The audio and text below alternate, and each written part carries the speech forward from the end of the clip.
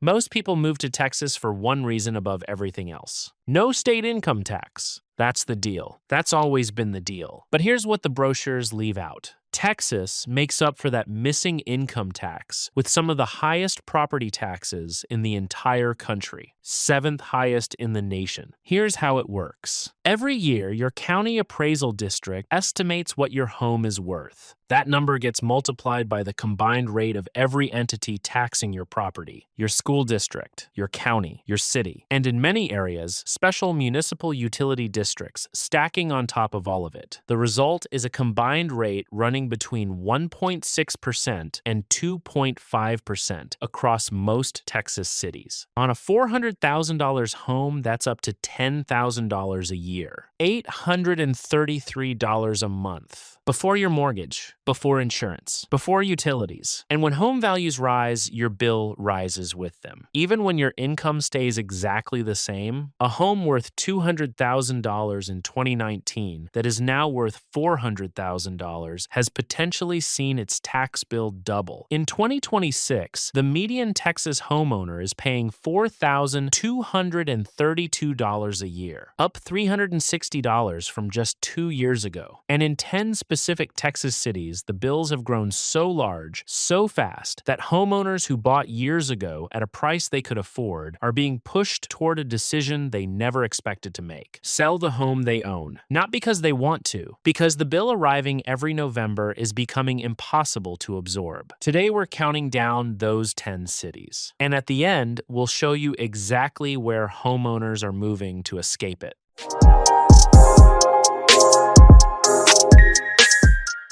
Starting at number 10, Allen. Allen sits in Collin County, about 25 miles north of Dallas, and it represents something that shows up across multiple cities on this list. A suburb that grew so fast and so attractively that home values climbed far beyond what original buyers anticipated, and the tax bills followed every step of the way. Collin County carries a combined effective rate of approximately 1.71% to 2.2%, depending on the city and school district. On Allen's median home values, that rate generates annual tax bills running between $10,000 and $15,000. A homeowner who bought in Allen in 2019 on a $300,000 home was paying a manageable bill. That same home is now assessed at significantly higher values as Allen's growth drove appreciation throughout the DFW corridor. The tax bill grew with it. And here's what makes Allen's situation particularly frustrating for long-term homeowners. The 10% annual cap on taxable value increases is supposed to protect homeowners from sudden spikes, but it only caps the assessed value. If local taxing entities increase their rates, and they have, the bill can still climb above that ceiling. The protection is real, but it is narrower than most homeowners understand until they've already been surprised by a renewal notice. For buyers entering Allen today, the property tax reality is baked into the equation.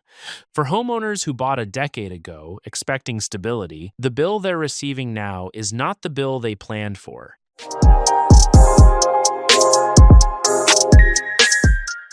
Sugar Land sits in Fort Bend County, southwest of Houston, and Fort Bend County has the highest county-only property tax rate of any major Texas county, 0.422% at the county level alone. When you stack the school district, city, and special district rates on top of that, Fort Bend's combined effective rate runs approximately 1.84% to 2.6%, depending on the specific location and MUD district. That range is significant. Because Fort Bend County has over 200 special districts levying property taxes for specific purposes, 200, and many Sugar Land homeowners sit inside multiple overlapping districts simultaneously. The result is a true effective rate that surprises buyers who only looked at the headline number. On Sugar Land's median home of $457,000, a 2.2% effective rate generates an annual tax bill of approximately $10,054. That's $838 a month in property taxes before the mortgage payment begins. The part that makes Sugar Land's situation particularly acute, Sugar Land built its reputation as the gold standard of Houston suburban living. Safe, strong schools, well-maintained. It attracted exactly the kind of long-term homeowner who put down roots and planned to stay. Those homeowners are now receiving tax bills that have grown substantially as Fort Bend County home values appreciated over the past decade. And unlike younger buyers who factor current rates into their purchase decision, the retirees and long-term homeowners who bought Sugar Land at 2015 and 2016 prices are absorbing tax increases their original budget never accounted for.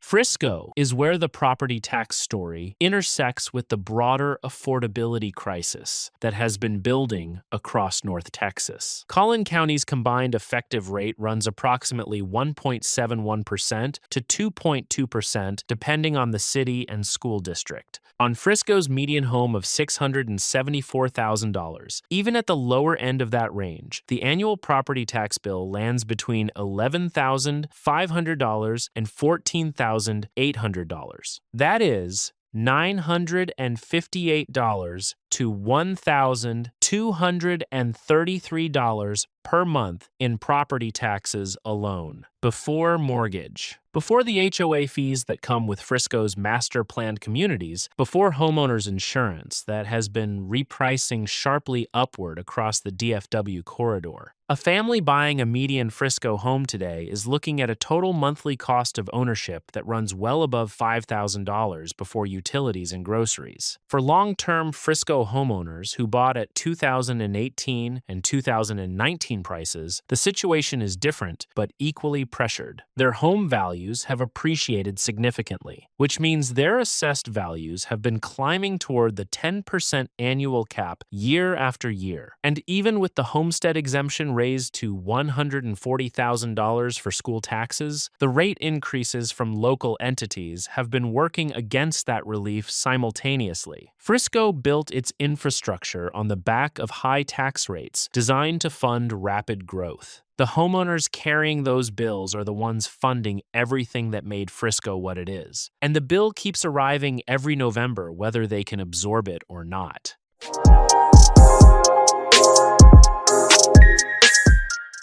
Round Rock sits in Williamson County. Williamson County's combined effective rate runs approximately 2% in 2026. On Round Rock's median home of $388,000, that generates an annual tax bill of approximately $7,760. That's $647 a month in property taxes. But the number that matters more than the current bill is the trajectory. A homeowner who bought in Round Rock in 2019 at $280,000 was paying roughly $5,600 a year in property taxes. That same home reassessed at today's values generates a bill approaching $7,500 or more. That's a 34% increase in the annual tax bill. Without a single renovation, without any change to the home itself, just the market appreciating and the tax system following it. And Round Rock's retiree population is where this hits hardest. Williamson County has been absorbing significant retiree migration as people leave Austin looking for affordability. Those retirees bought on fixed incomes. Their Social Security and retirement distributions haven't grown 34%. Their tax bill has. The Texas legislature's 2025 property tax package offered some relief, but Governor Abbott himself acknowledged that local governments have been offsetting state relief with their own rate increases. In Williamson County, that dynamic is playing out in real time.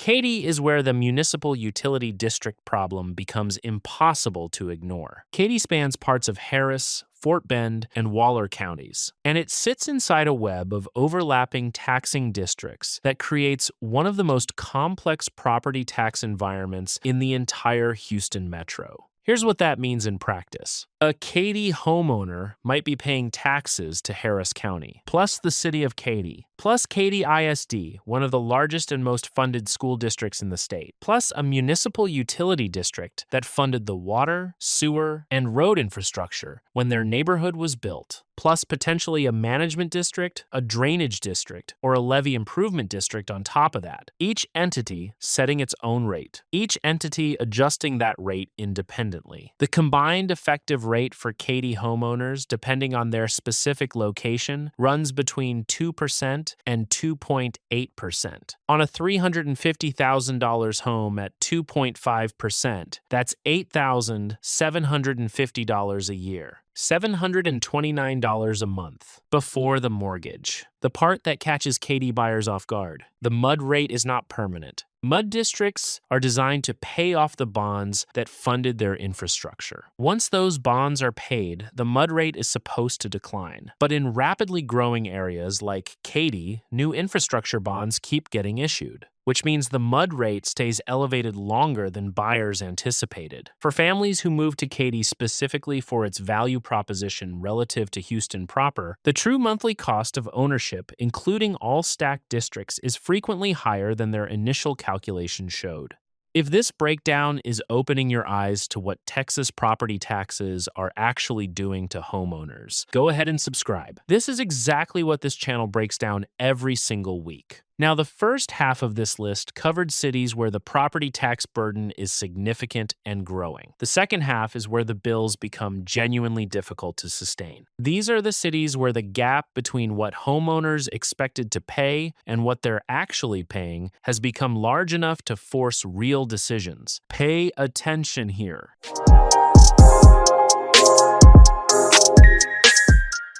Plano is where the long-term homeowner story becomes the most instructive. Because Plano has been one of the most desirable addresses in North Texas for decades, established neighborhoods, corporate employment base, top-rated schools, the kind of city people moved into and plan to stay in forever. And then the forever got expensive. Collin County's combined effective rate applies to Plano at approximately 1.71% to 2.2%, depending on the specific location. On Plano's current median of $490,000 to $540,000, the annual tax bill runs between $8,379 and $11,880. But the Plano story isn't primarily about buyers arriving today. It's about the homeowners who arrived in 2005 and 2010 and 2012. People who bought at $250,000 to $350,000, whose homes are now assessed at $490,000 to $540,000, whose tax bills have been climbing toward the 10% annual cap year after year for the past several years. A Plano homeowner who bought at $300,000 in 2012 and has watched their assessed value climb steadily is now carrying a tax bill that could be $8,000 to $10,000 annually versus the $4,500 to $5,500 they were paying when they bought. That's not a theoretical number. That's a real annual increase that shows up in an escrow adjustment every year. For retirees in Plano on fixed incomes, the over 6.5 exemption provides some protection. It freezes the school district portion of the tax bill, but city and county rates are not frozen. And in Plano, those components have been adjusting upward as the city manages its own budget pressures. The homeowners who chose Plano for lifetime stability are learning that stability in Texas comes with annual renegotiation.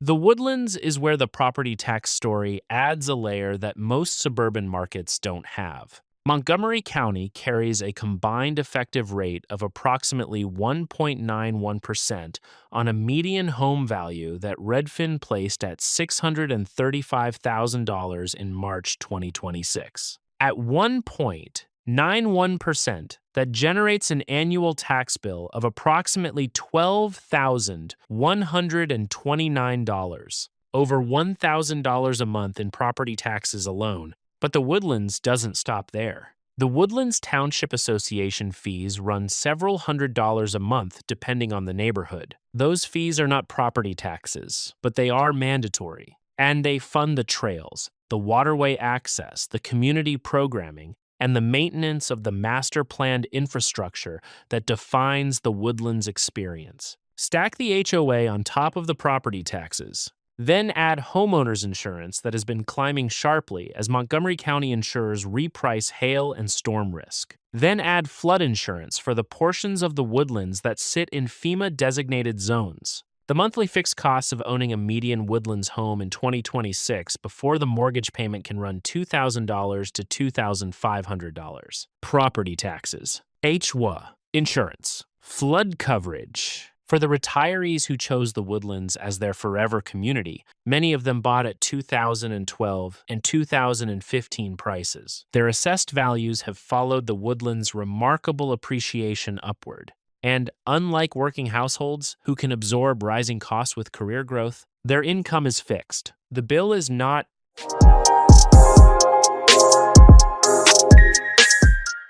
Georgetown is the city on this list that reveals something particularly important about Texas property taxes and retirees. Georgetown was specifically marketed to retiring baby boomers for years. Sun City, Georgetown, one of the largest active adult communities in the entire country, drew tens of thousands of retirees to Williamson County with the promise of affordable Texas living, low cost of living, no state income tax, a beautiful hill country adjacent setting. Those promises were real when they were made. The property tax reality that followed has been harder to absorb. Williamson County's combined effective rate runs approximately 2%. On Georgetown's median home of $395,000 that generates an annual tax bill of approximately $7,900. But Georgetown's retiree population bought at various points over the past 15 to 20 years. Many of them bought at $200,000 to $280,000 when Sun City was first developing.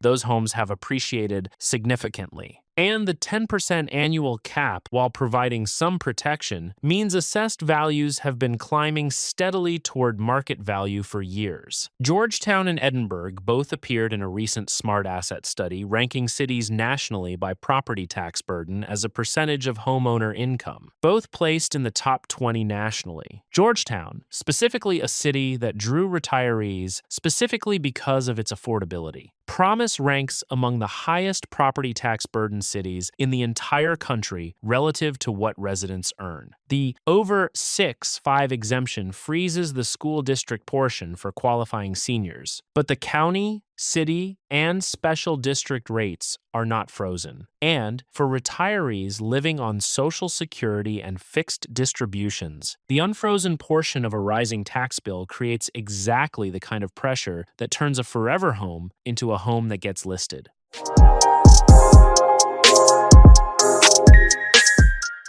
Austin is number 2 on this list because the combination of Travis County's tax rate and Austin's extraordinary home value appreciation has produced the highest average annual property tax bill in absolute dollars of any Texas county. Travis County's combined effective rate runs approximately 2.07%. On Austin's median home of $540,000, that generates an annual tax bill of approximately $11,178. But Travis County's average taxable homestead value sits at $515,213 in 2026, which means the average Travis County homeowner is paying approximately $10,823 a year in property taxes. The highest average annual dollar bill of any county in Texas, higher than Harris County despite Houston's much larger population.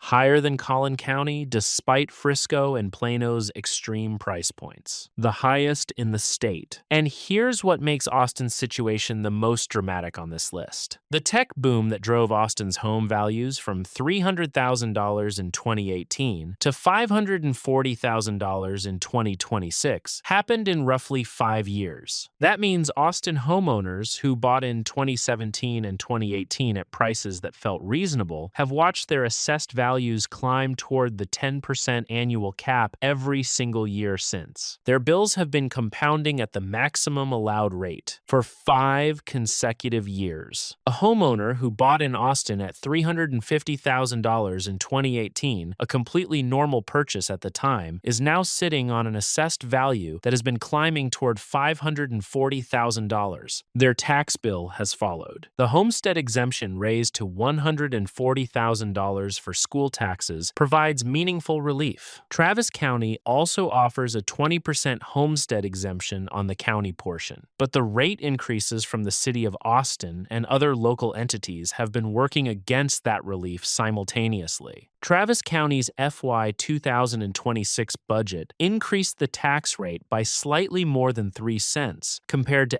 FY 2025. On an average taxable homestead of $515,213, that rate increase alone added more than $200 to the annual bill, just from one entity. One line on a bill that has multiple lines. For long-term Austin homeowners on fixed incomes, the city that promised affordability when they arrived has delivered something very different. And the decision to sell, to take the appreciation and move somewhere the ongoing cost of ownership is sustainable, is one that more Austin homeowners are making every year.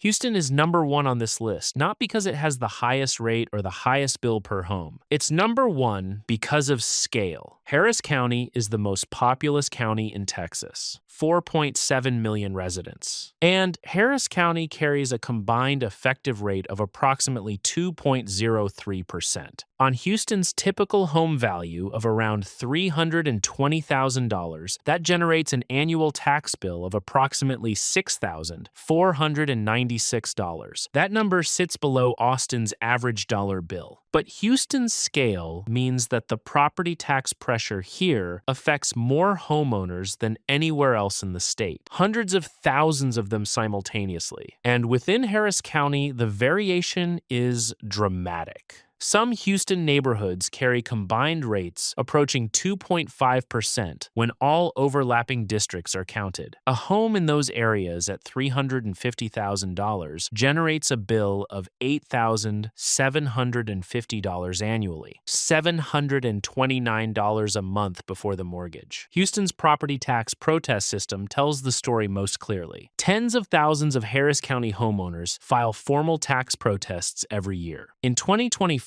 O'Connor, one of the largest Texas property tax protest firms, reported saving clients over $213 million in a single year. That number only exists because the bills being generated are large enough that homeowners are willing to fight them professionally. The protests work 80 to 90% of informal protests in Texas result in a reduction, but only 5% of homeowners actually file, which means the vast majority of Houston homeowners are paying bills that could be reduced and don't know it, or don't have the time or knowledge to act. For the retirees in Houston's established neighborhoods Meyerland, Memorial, Spring Branch, who bought decades ago and plan to age in place, the combination of Harris County's rate, the flood insurance that large portions of the county require, and the homeowner's insurance that has been spiking sharply after Hurricane Harvey, creates a monthly fixed cost burden that their fixed incomes were never designed to carry. Some of them are selling. Not all of them want to, but when the property taxes, flood insurance, and homeowners insurance together run $2,000 to $2,500 a month before the mortgage,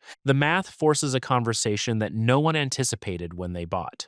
So here's what this list actually tells you. Texas did not lie about the no state income tax. That promise is real. but the cost of funding government without income tax falls somewhere. In Texas, it falls on property. And in 10 specific cities, it has been falling harder and faster than homeowners expected. The answer most people on this list are discovering isn't leaving Texas. It's leaving the major metros: Wichita Falls, Abilene, Amarillo. All three have median home prices well under $235,000, which means the tax base itself, the number being multiplied by the rate, is dramatically lower. A 2% rate on a $200,000 home generates a $4,000 annual bill. A 2% rate on a $500,000 home generates a $10,000 annual bill. Same rate, very different life. These are the cities where homeowners are quietly relocating right now, not making headlines, just doing the math.